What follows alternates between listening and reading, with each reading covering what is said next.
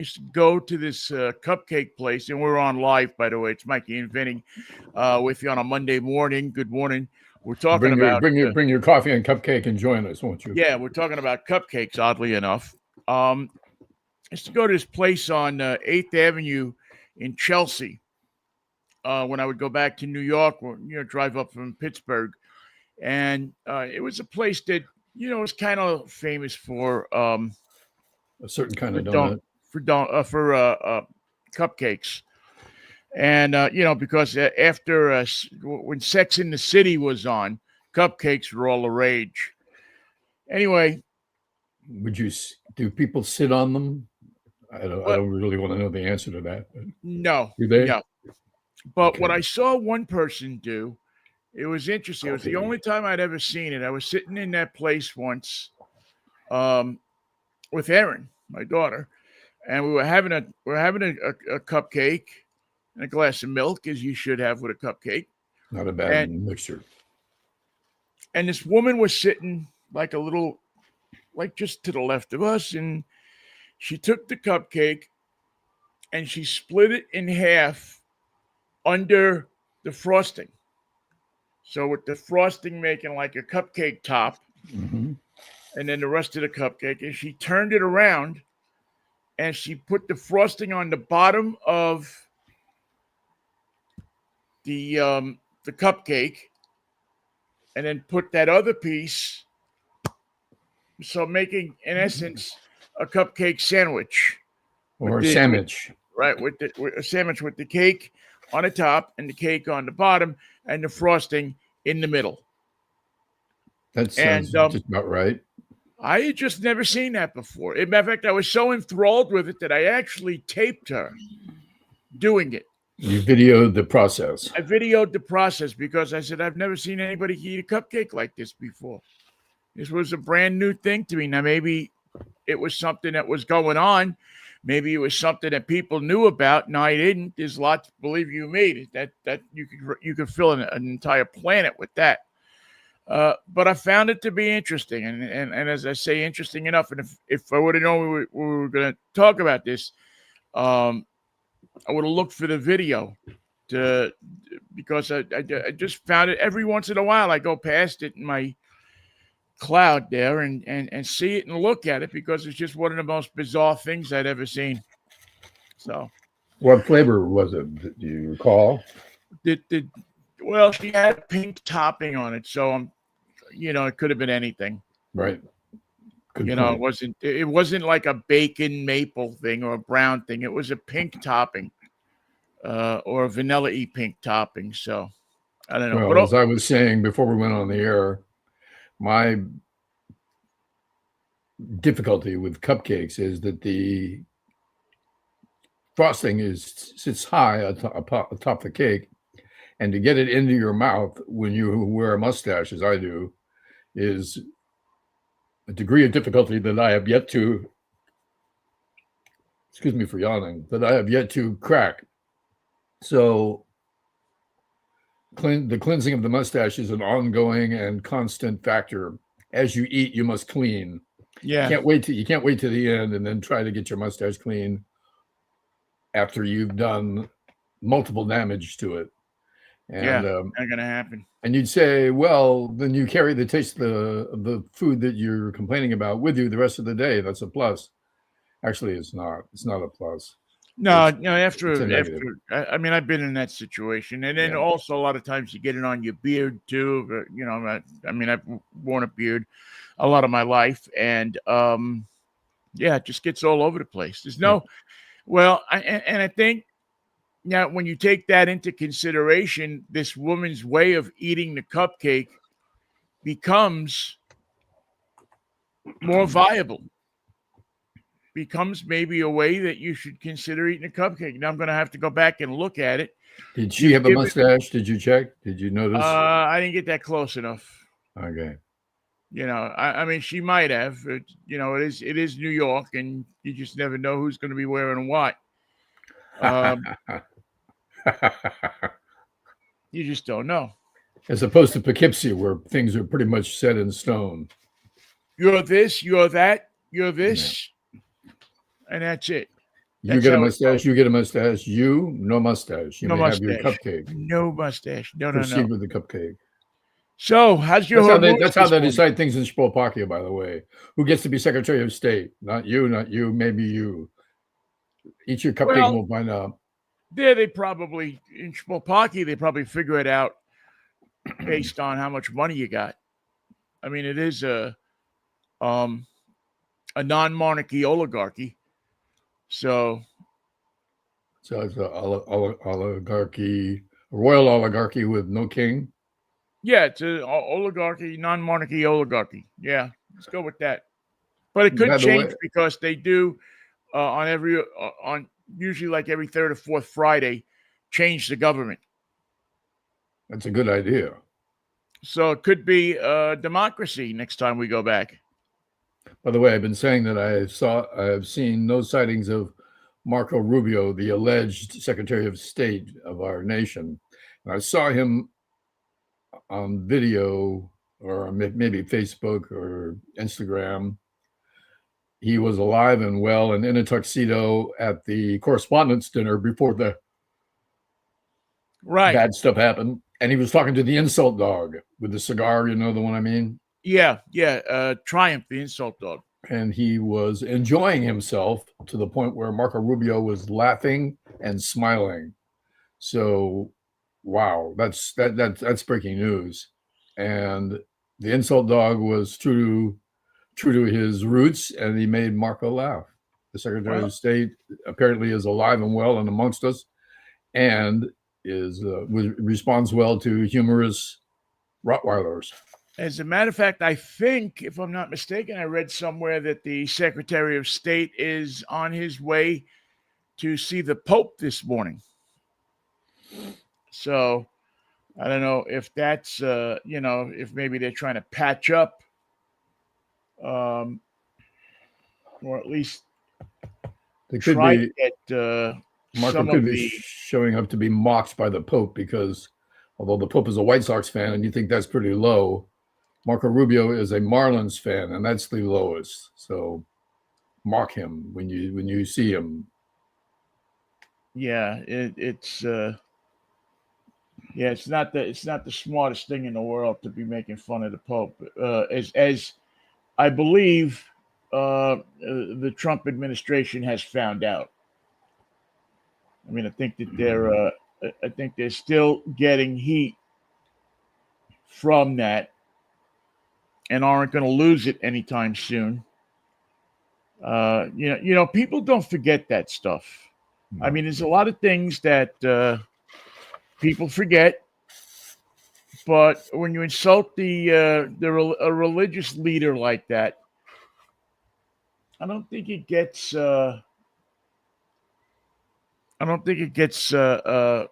Forgotten by people.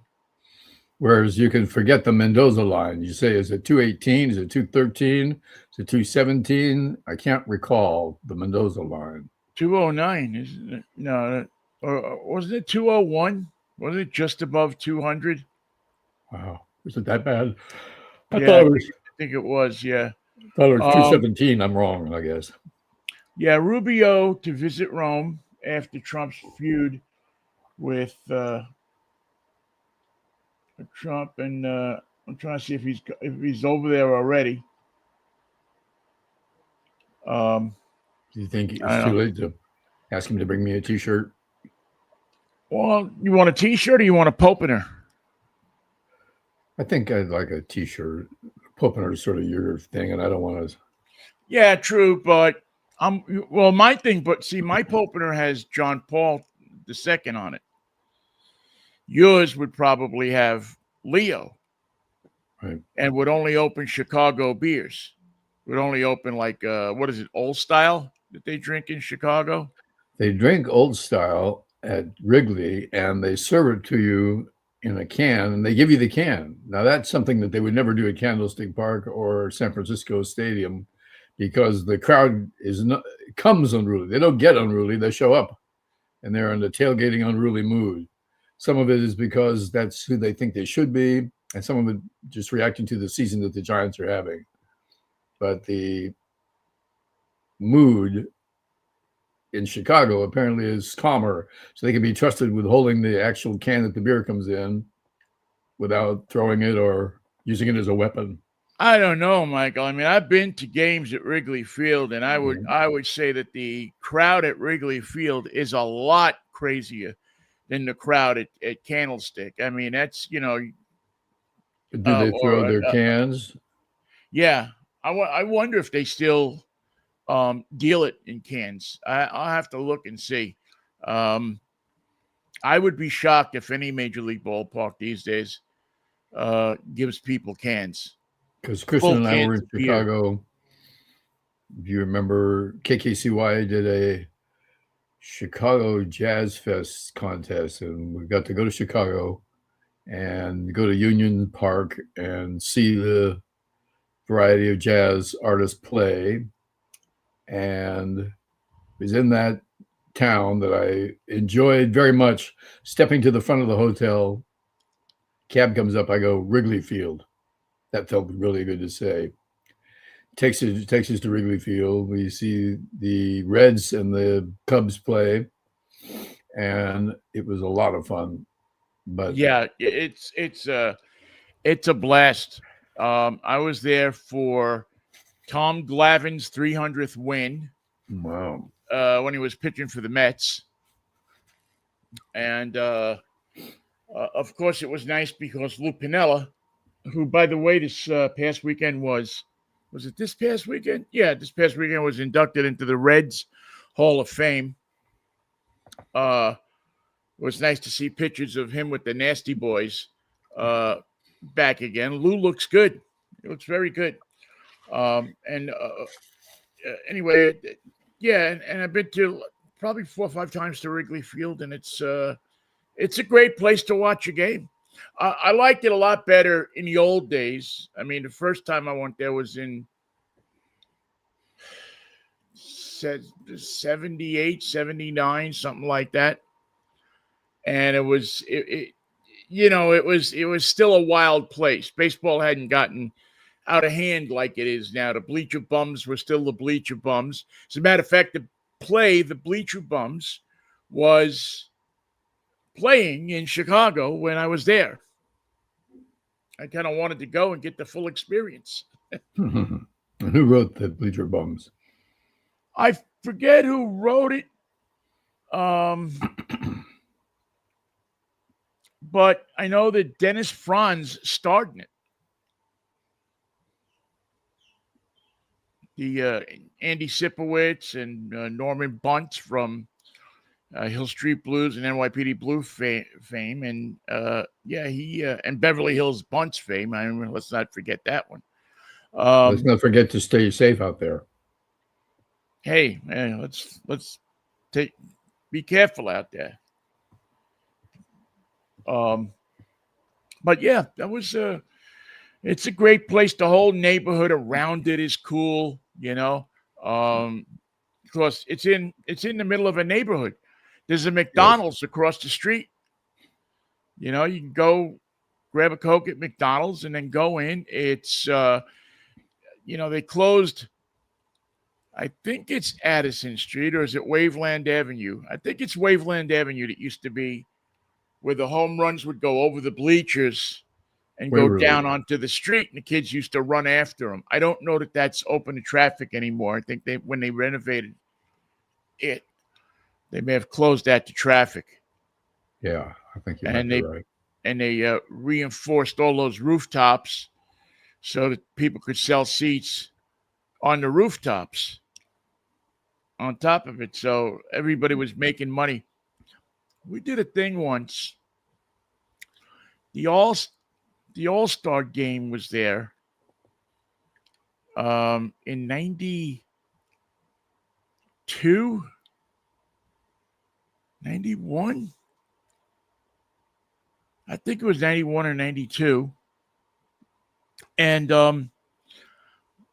they had at the All-Star game, they showed this guy who lived across the street from Wrigley and was sitting. They put a camera on him sitting in his living room watching the game. Huh. The guy's name was Jay Leggett, and somehow they said his name on TV. So the next day, I think it's when I was doing BJ's show.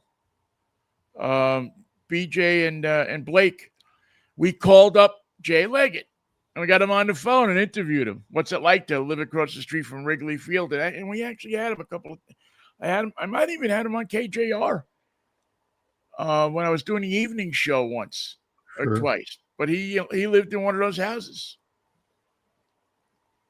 Must have been a while. Probably have a lot of friends coming over all the time. I would think that there'd be a steady stream of appreciators.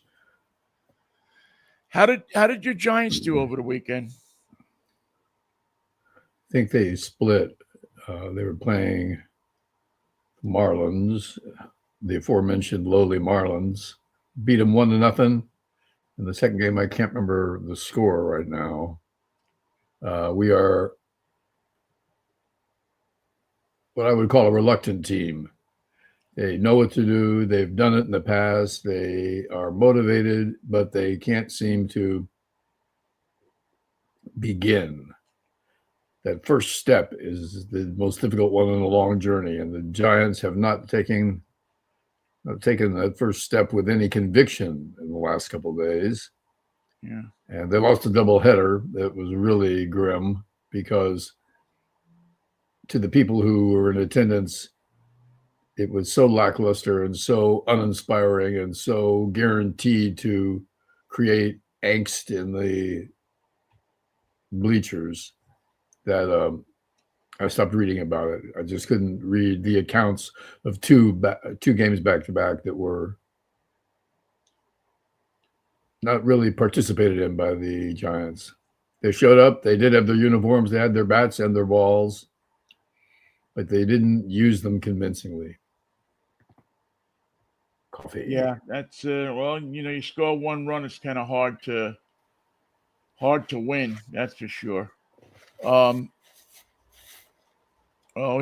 Mariners had a not such a great weekend. I don't think. They dropped to what are they now? 16-19. I think they won one out of the three games that they played the Royals over the weekend, and you should be able to beat the Royals because they're in the same boat as the Mariners right now. And they just weren't. I don't know. I don't know what's going on. I mean, something happened with Cal Raleigh. He's got back spasms or something like that. So, which is a shame because he was getting hot. He was starting to heat up. And unfortunately, and the Mets won a game. Yay. You beat the Angels. And in California, where no Mets fans probably saw it because most of the Mets fans have given up on the Mets. They say, it ain't early in New York. This is a fast city. We've seen early, and this ain't it. And you're going down, and it's it's almost unwatchable. You almost can't watch it on social media. You can't, you look at all of these different Mets groups, and it's just, they're ripping everybody for everything. There's nothing that they're not ripping. They're ripping the owner. He's got the second or third highest payroll in baseball, and people are ripping the guy. They're definitely ripping the general manager, David Stearns. He's getting ripped horribly. And I can't say it's not justified in many ways. They let a fan favorite go over the winter, and Pete Alonso was a big part of this team, not just with his bat, but with his, just his spirit on the team. And he was a good first baseman. Not great, but good. Have the Oriole fans warmed to him? I think they have. I think they have. I mean, I know he's hit a few home runs. I don't know if he's on the pace as he's been other years yet, but they've kind of warmed up to him. They have not warmed up to Jorge Polanco, who is his replacement at first base. Yeah. And can't see maybe the worst first baseman they've had in New York since Dave Kingman. I was going to say Dave Kingman. Poor Dave. I have a Dave Kingman baseball glove, and it's great because it's lighter than my other gloves. And it has a unused, hole in right? it and no webbing. That's the way it comes. It comes abused. Comes like that, yes. Oh man. So that's that's the story from baseball. I mean, it's just none of our teams are really doing anything to get excited about. But no. You're in May still. I'll still go with the it's early, but with the Mets, I don't see anything that tells me that it's going to get better. When they're fighting about politics, that's when you're in trouble. When guys are fighting about, stupid stuff. Lindor went down with an injury, so I don't know how long he's going to be out. And Soto has been hitting the ball. He's probably the only bright spot on that team right now. So we'll see what happens. I made a mathematical error last time we spoke. I think it was Monday. It could have been Friday's show, talking about Kristen and my anniversary. Yes. It's not 41 years, it's 42 years. 42 years tomorrow. 42 years of marriage. We were married Cinco de Mayo, 1984 in Marin. Okay. So I was going to save wishing you a happy anniversary until the end of the show, but I'll just do it now. Happy anniversary, guys. Thank you very kindly. So it's no small feat to be married 41 years. 41. 42. No small feat to be married. I don't think it's a small feat to be married 42 months, 42 weeks these days, especially if you watch 90 Day Fiancé all the time. That's, that's not going to train you for longevity. No, that show is a train wreck, pal. There's just people that you don't want to meet. You don't want to be emotionally tied to their daily output of weird energy. But yet, you kind of want to look like when you see it on the TV or come up in social media, you kind of want to look at it. You kind of want to see, can it get any worse? And they deliver. Every time you look at it, it gets worse. True. It's inspiring. You think that's worse? I can show you worse. Yeah, I'll show you what worse is. Maybe they ought to have a 90 Day Fiancé for this administration. That would be a 90-day administration. You come in, you get hired by the administration, you have 90 days or you get fired. What are you intending to do in those 90 days? What are you supposed to accomplish? Straighten out your department. I mean, how long did Kristi Noem last? 90 days? Well, probably a little bit longer. I don't know. She was not that promising ever. She did not, the optics, as they say, did not encourage people to think that Kristi was going to figure it out and do a great job. No. Yeah. Yes, she Tulsi Gabbard, whatever Kristi Noem had, Tulsi Gabbard's got it now, and I wish she didn't. I wish she wouldn't. Well, and then it's just it's a clown show. I mean, it's really the more you look at it, the more you worry. Now we're going to use the U.S. Navy to escort ships around the Gulf of Hormuz, the Straits of Hormuz, excuse me, the Arabian Gulf, but the Straits of Hormuz. Right. And so it has people asking this morning, how's your Hormuz? Straight. Damn straight of my Yeah. Hormuz. Damn straits. The damn Straits of Hormuz. But I can't tell if they're open or not. It was so easy before this war because the Strait of Hormuz was always open.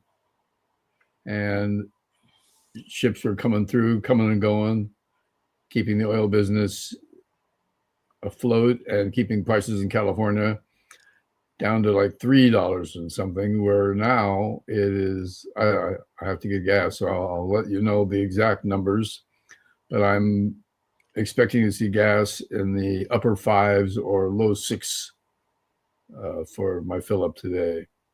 I bought gas yesterday at $5.95. I had to buy premium yesterday. The car that I'm driving this week takes premium gas. What kind of car is that? It's a Toyota Land Cruiser. Oh, that's right. I saw it. And so it was $5.95 for gasoline. That may be the most I've ever paid for gasoline. The first time I paid 50 cents for a gallon of gas, and it was such a shock that the price had risen to 50 cents for a gallon of gas that with no gas in my car, I refused to pay it. And I put the cap back on, closed the snapper, and left looking for cheaper gas. Oh, man. I mean, I remember, well, anybody that's our age remembers the days when it was, $39.9 a gallon and $29.9 for regular. And that was for good gas, not cheap gas. I mean, that was for the good stuff, Amoco or Esso or Exxon now, or Texaco or Chevron or Union 76. The Union 76, which is pretty much acknowledged to be some of the best gas out there. I mean, they're at $6.25. I forget what it is on the station across from me, but I was on Capitol Hill yesterday, and it was $6.50 for a gallon of gas. Regular gas, not even premium. Regular gas was $6.50 on Capitol Hill. So I don't know what's going to bring it down. Most of the experts, the so-called experts that I watch or I check out, there's a really good YouTube channel that I look at called What's Up with Shipping. And this guy gives you a pretty good idea of, guess what's going on with shipping, and does it in a good, he's got a little sense of humor to him. So, but he's a professor at a maritime college. I forget if it's on the East Coast or the West Coast. I forgot. But anyway, he does, and he's been doing daily updates on the Straits of Hormuz. And he is not optimistic.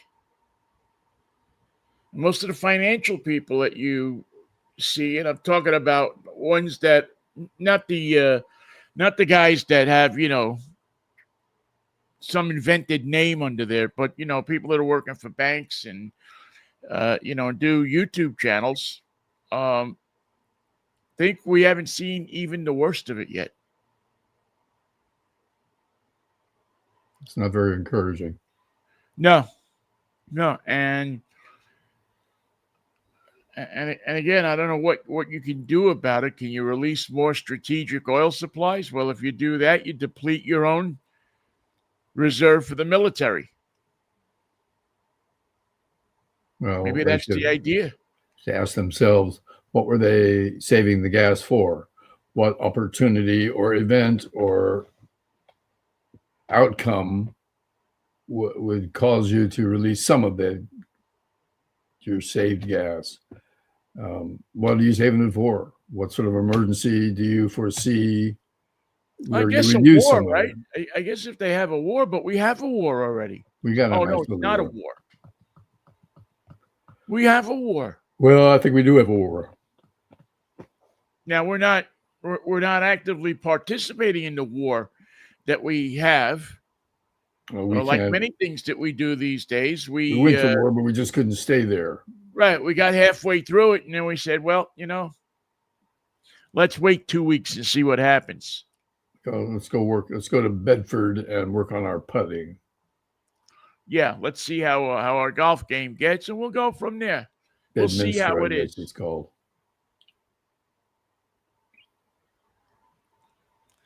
So it is kind of pathetic. I mean, I hope that hopefully things will they'll figure something out. I mean, they keep sending proposals back and forth, but they're not good enough for Trump. I wonder if he reads them or he just reacts viscerally by holding the envelope against his temple like Karnak the Magnificent. Yeah, who knows what he does. But although he said something on Friday, and listen, I want to give credit where credit is due. You want to be fair, like Democrats are always trying to be fair. I want to Trump be has fair. been a terrible man, and he's done horrible things. But to be fair, I want to be fair. He actually, much like a bad watch, he's right. That can be right 2 times a day. He did something, or he's at least attempting to do something good.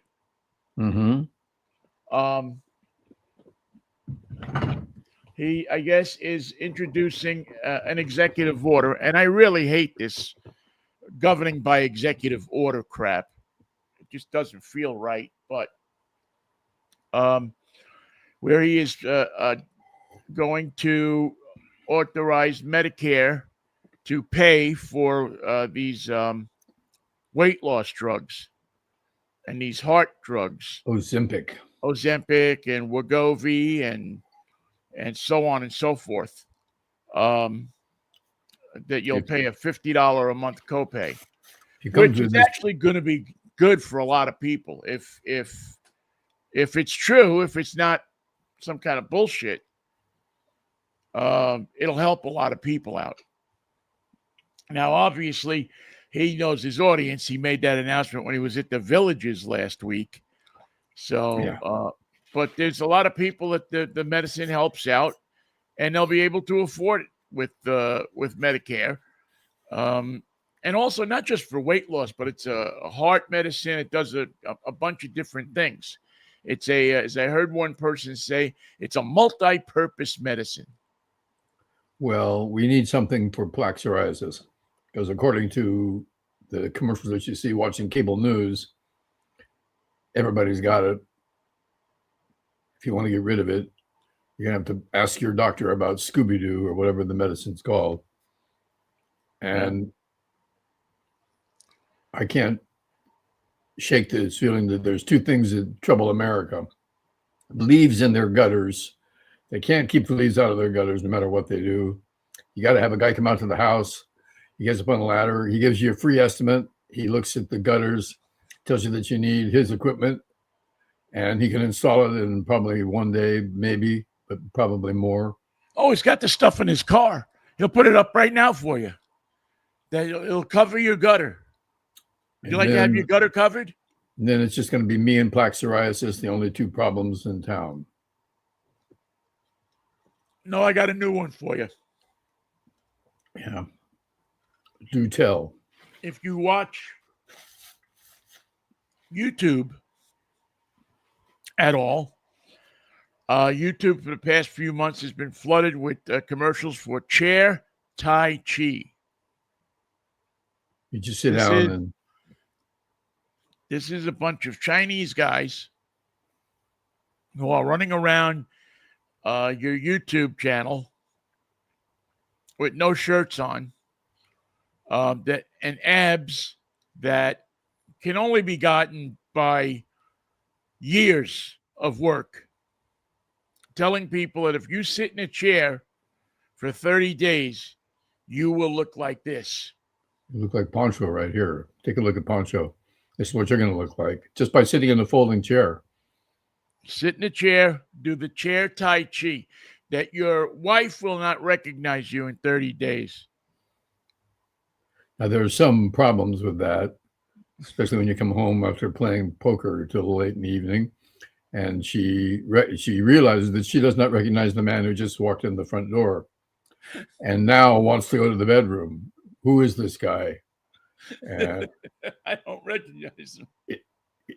that's what a week of chair Tai Chi will do. And in Florida, You get shot right in your abs. Yeah, in Florida, I mean, they have that law where you can just shoot somebody if you don't recognize them. Yep. It's just the Alzheimer law. Yeah, I don't recognize you. Boom. Yeah, don't you know who I am? No, look like that guy from the Ozempic commercial. I hate that commercial. Boom. Oh, the Ozempic. Whoever wrote that song, think about it. You wrote the song, it was a hit, and then years later, it comes back with new lyrics, and you just go, well, I'll take the check, but who would have, this ain't right. They'll take the check. I mean, that's the thing. They're probably paying big money. This guy wrote this song. It was a one-hit wonder. Back in, what was it? The middle 70s. Mm-hmm. And he probably never thought he'd see a dime on that on that thing ever again. A couple of years ago, they put out this medicine, and it rhymes with the title of the song. And here you go. He's probably floating in money right now. Or he should be if he's got a good agent or a good business manager. Yeah. I mean, because these drug companies are so profitable and making so much money hand over fist. They just wanted to be in on it. They realized that the Strait of Hormuz being open or closed does not affect the cost of their product. But to be on the safe side, they doubled the cost anyway, doubled the price, just to go along with the trend. It's nothing personal. It's nothing financial. It's nothing economical. It's just corporate leaders trying to capitalize on a trend. Higher prices.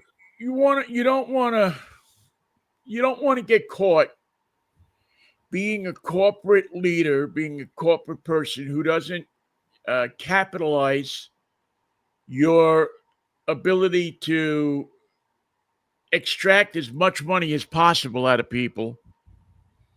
You don't want to get caught. You don't want to be that guy who says, well, you know what? I'm going to leave some money on the table because times are tough for people. So I won't get as much as I can for my product. Maybe I'll get 80% of what I could really get for it. I'll still be making money hand over fist. But, I'll leave a little breathing room for people. I'll do the right thing. It doesn't sound like corporate pricing in America to me. Doing the right thing is something that they don't even talk about anymore. Well, funny you mention that, Michael, because, and I was just having this conversation with my lovely sister last week. We were talking about, we complain about Ticketmaster and all of these other ticket companies that do this dynamic pricing. They according to what the traffic is on an event, that's how they price their tickets. So if they think they can get, $1,000 for $100 ticket, they'll put it out there for $1,000. And, we as a nation complain about it, scream about it, but we still buy the tickets. Well, never wanting to leave a stone unturned, supermarket chains have gotten in on the act. Through your loyalty card and your credit profile, supermarkets can figure out how much they could charge somebody for an item, not according to what the item should sell for, but according to what maybe an aggregate credit score of a certain neighborhood should be. If you live in Pasadena, you should be dealing with these numbers. Well-heeled enough to pay 20 cents more for that gallon of milk than if you live, I don't know, up the road there in, another smaller town. Not as well-heeled as Pasadena. That would be Van Nuys then. And it would be it's something that's been happening with companies up and down, back and forth. It happens with in the supermarkets. For some reason, it happens more than regularly. So the governor of Maryland said, "You know what? We've had enough with that. We are now this morning going to pass a bill that makes it illegal for companies, supermarket chains, to do that." They're basically saying that dynamic pricing cannot happen in our state, with very few exceptions. That it's now illegal. It's against the law. If you do it, we'll fine you $25 or something. Unfortunately, it. But that's now what they are doing in Maryland, and hopefully other states will follow, because it's ridiculous. Then you go to a store and one day a roast beef is $5.79 a pound, and because you walk in and your credit score is a 700, you're going to pay $8.79 a pound. And It's tough in line. It's tough in line when I have an item and you have the exact same item. You watch me pay $1 for it, and they charge you $3 for it. Well, in essence, I guess that's what's happening, or some derivative of that. Maybe they change it weekly or something like that. But that's it. It all goes according to your credit score, how much you spend in the store, what you buy. So the same way that they do the loyalty programs where they drop the price on certain items that you buy all the time, they figured out that they could raise the price on certain items that you buy. What are you going to do anyway? What are you going to do about it? You're going to put that pasta back and say, we're not having pasta till they get their head right. Well, what it does, Michael, to me, is it makes Mandami's idea of state-run grocery stores start to look a little better. Provide competition with a better price and a structure that keeps the price low, keeps it not just competitive, but lower than if a Trader Joe's is going to sell it for $1.79, Mondami's stores will sell it for $1.59. Yeah. Or at least at what the market, make it affordable, accessible for people, and not raise the prices because you want to raise the profits. because it's now again a lot of people that are against something like that say, well, we don't want the we don't want the government going into business. That's what they did in Russia, and look how that worked out. Uh, there's got to be some kind of control over it.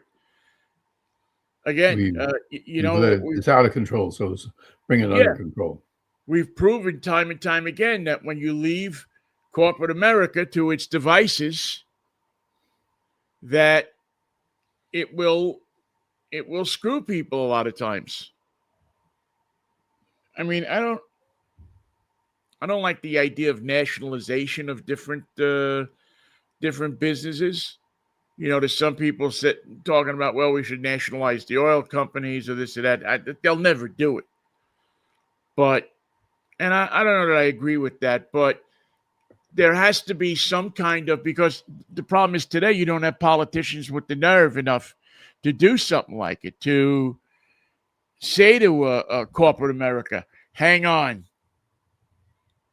freeze your prices. As Bert Lahr would say, the nerve. The nerve of them. So, I don't know. It's an interesting idea, but congratulations to Maryland for coming up with that and recognizing that it's it's something that should be addressed. Dynamic pricing needs to be addressed. And I'm just trying to punch the article up here. I lost it somehow. But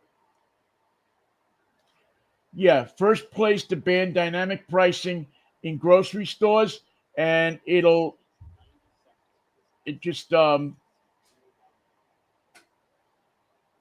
could impact. And I'm just looking at this here. It'll go into effect in October, and it prohibits grocery stores and third-party delivery services from using consumer data to boost prices. So because it's not only the grocery stores, but it's the Uber Eats and all of these different delivery services that do it as well. I mean, Uber also does it, but they do it compared to how busy they are. Maybe that's not the best example, when they put on the surcharges because they're busy. But this is, they've been using customers' personal data to set higher prices. Surveillance pricing, driven by artificial intelligence. Of course, you knew that artificial intelligence had to be behind this. Can lead to two consumers paying different amounts for the same item from the same retailer at roughly the same time. If a store knows, for example, that one of those customers lives in a wealthier neighborhood, it can charge that person a higher price. $10,000 for running afoul of the law, $25,000 for repeat offenses. Wes Moore of Maryland, the governor there, says that we got to do something about companies using our personal data against us. I'm trying to see. 33 states have introduced bills seeking to either ban or force companies to disclose their use of the practice.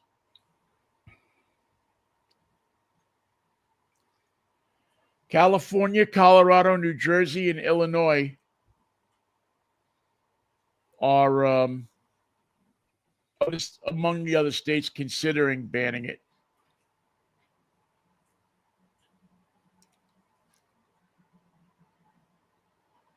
I don't know. It's amazing to me that they would do something like that, but yet not amazing, is it? No, it's required. In fact, if you think that normal response to an abnormal situation is going to solve it, then you conduct magical thinking in the rest of your life, it's going to back up on you rather quickly. The idea that Americans will trust their companies to do the right thing without forcing it is not realistic. They're going to whine, they're going to complain, they're going to take you to court, but price controls has to be introduced to the environment, or else we can't put the brakes on. Yeah, it's it's like with all of this internet stuff, all of the social media stuff, there seems to be no laws or no government regulation of it to protect people.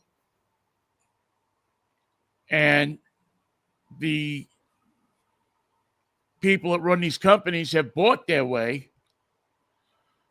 into the cat video business. Yeah, into no regulations.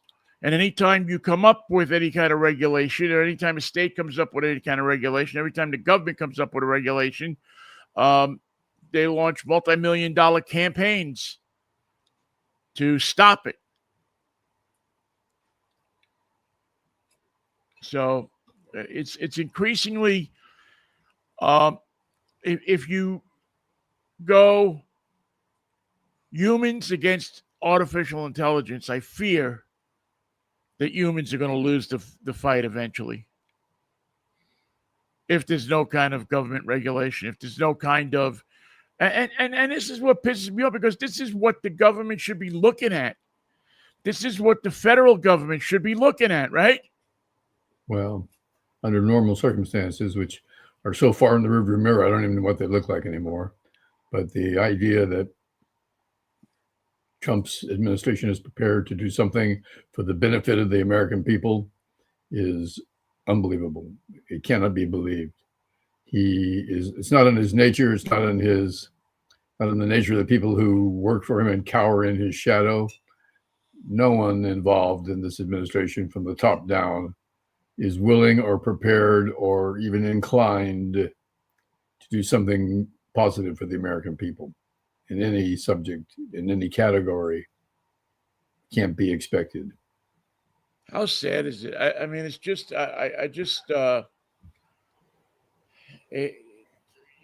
it's just that they get away with so much, and as a consumer, you just feel kind of helpless. What are you going to do? I mean, I guess you got to go to places that that refuses to do that to their customers. And there are places out there. I mean, I think, I mean, I know I shop at Winco. I don't think that they use a system like that. I'd be surprised if they did. I think that, a QFC or something like that, or Kroger probably does use a system like that. And that's why you see prices so high in some of these stores. I mean, sometimes you go for a box of cookies and there's a $1.50 difference in the price between what you see at Winco and what you see at QFC or a Kroger store. In some stores where you're a regular customer, you can participate in the savings. That is, you get a club price. It'll save you $5 on a $50 bill, $50 total. But makes you wonder, is that 50 cents that you saved on that item just added on unnecessarily and then taken off to make it look good? Right. If they drop the 50 cents somewhere, or, consequently, how much do they get paid for selling your information that you gave them to get that discount? Yeah, right. I mean, you got 50 cents. Did they get $100 for your information? 1,000? And how much would you pay at Zabar's for the same product that without a chance of a discount? Yeah. again, it just seems that at every turn, the consumer's taking it in the shorts these days. With no regard for turning it down, turning it back, fixing it. There's not even a promise to fix it later. And now, a perfect excuse has come up where they can raise gasoline prices. Yeah. You know, this Gulf of Hormuz thing, and this Iran war. I mean, I'm sure that prices are going, are legitimately going up because the supply is down. But are you going to tell me that some of these companies, some of these retailers, some of these people aren't adding a little more onto it? Let's make it while we can. Oil companies had record profits last quarter. Well, they should. I mean, they're swimming in money. And if they can make record profits, why can't they give some of that back to the consumer? They would never consider doing the right thing in a wartime, high-cost, inflationary, forced price increase situation. They wouldn't say, well, we can see that Iran has caused this war, made it worse as they go along, made it more expensive by closing the strait. We're going to play ball. We're going to say 466 is the ceiling. Not going to get any higher. It's never going to be $5 gas. You can count on us. That's our promise to you, the consumer. You've been buying our gas since you were 16 years old. Thank you for that. And in return, we're going to fix the price right here, right now. We'll roll it back to 465 and make it 463. I'm a man of my word. Let's get the price down and fill up your tank today. Go to your favorite Exxon station and remember the Exxon Valdez and fill your tank. Oh, man. It's something I have to do today. I'm going to get a reality bite today. That's not going to be very pleasant.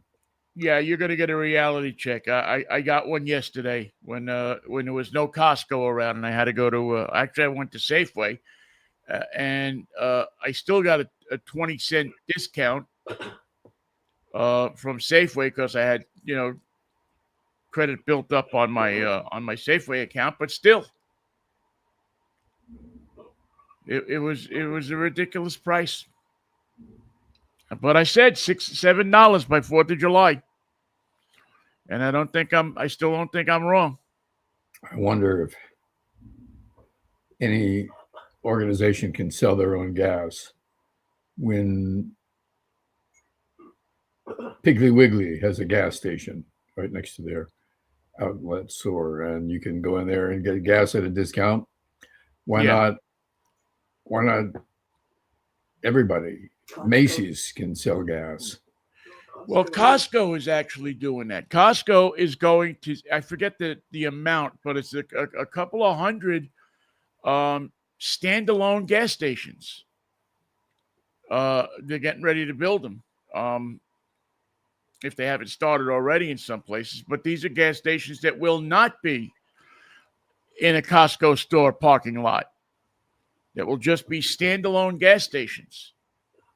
With the Costco price. With the Costco price. For members only.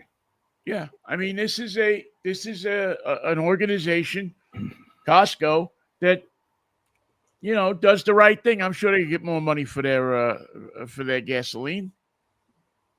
But they keep it low. I don't know if you want to, it's the same thing with the hot dog and the soda, right? Don't forget the mustard jar, which is larger than the state of Maryland. It comes along with the Costco experience. Big lifetime. Mustard. Yeah. Lifetime supply. Big mustard. You could take some of that mustard, put it in a little plastic bag, and take it home for your ham sandwich. Just take it home with you. Well, before we go, Michael, before we get out of here, just want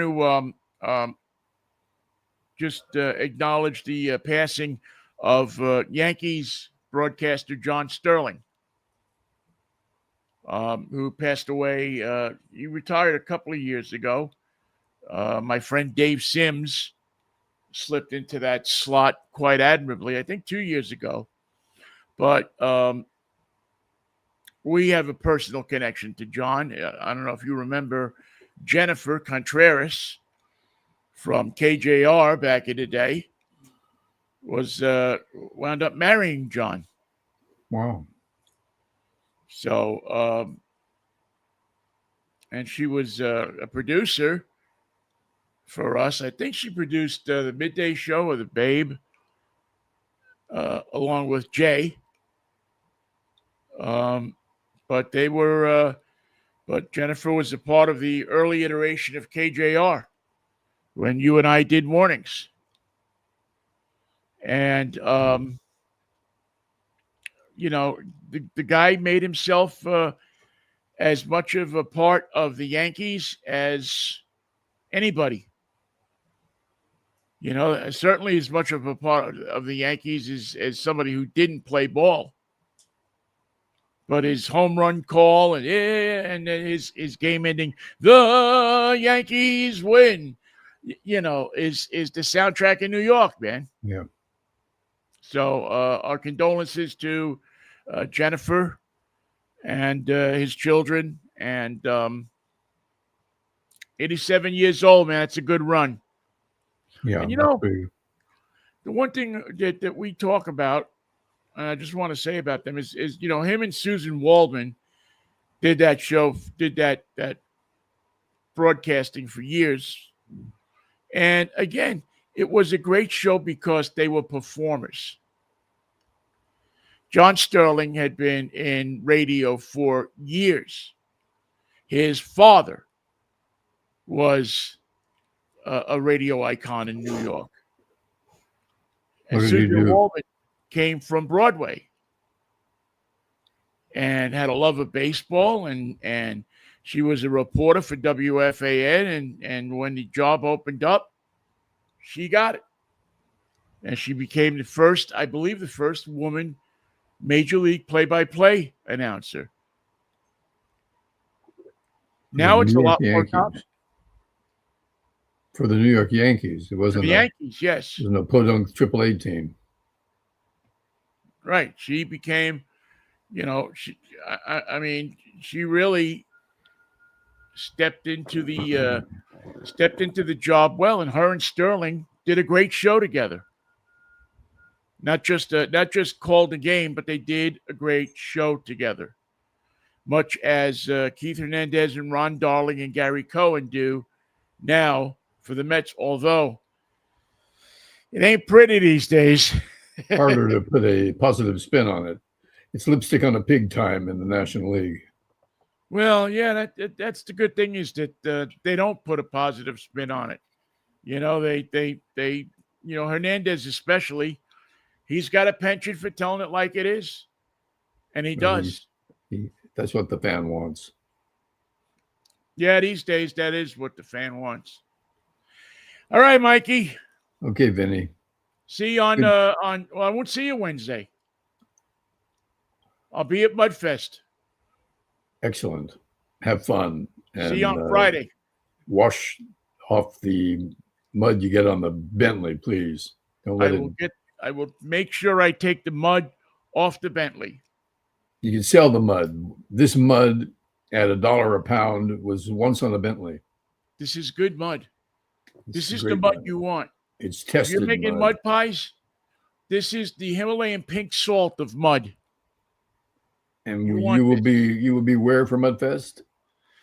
Down in Shelton at the Ridge Motorsport Park. We'll get to also see the brand new Scout, the electric SUV that's coming out next year. They'll have it down at the Mudfest. See if we're going to get it all muddy. And maybe check on your distributors and people watching the auto industry. How are sales going for electric cars with these high gas prices? They're up. In some places, they're saying it's up 28%. Wow. Over the last 2 months. Yeah, the electric car is making a comeback. We were talking about it on Drive Time Saturday. Anybody who said the electric car was dying, They've never been to the Strait of Hormuz. They've never been through the Strait of Hormuz. Mike, See you, Vin. see you on Friday if the Lord's will and the creek don't rise. Peace, love, and Manischewitz, baby.